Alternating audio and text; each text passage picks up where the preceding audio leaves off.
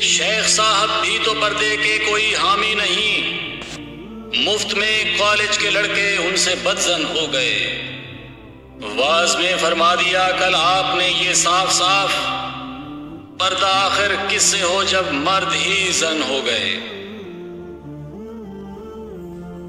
इस पैराग्राफ में ये बताया गया है कि अकबर इलाहाबादी के एक मशहूर शेर के एक मिसरे पर इकबाल ने एक नज़म लिखी है जिसमें उन्होंने अकबर के मिसरे पर तज़मीन की है।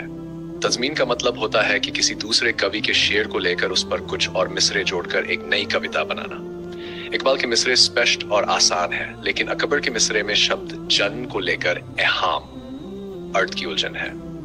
जन का मतलब हो सकता है औरत, और जन का दूसरा मतलब हो सकता है जनाना सिफात रखने वाला, यानी ऐसी खूबियां जो आमतौर पर औरतों में होती हैं। इस संदर्भ में आज की औरतें कह रही है कि जब आज के मर्द खुद जमान हो गए हैं, यानी उनमें मर्दाना खूबियां जैसे शुजात यानी बहादुरी, जवान मर्दी यानी मर्दाना शान, जौक सिपाहगिरी यानी सैनिकता का शौक, जौक शहादत यानी शहादत का शौक गायब हो गई है और उनके स्थान पर सत्रियों जैसे गुण आ गए हैं, तो अब हम उनसे पर्दा क्यों करें।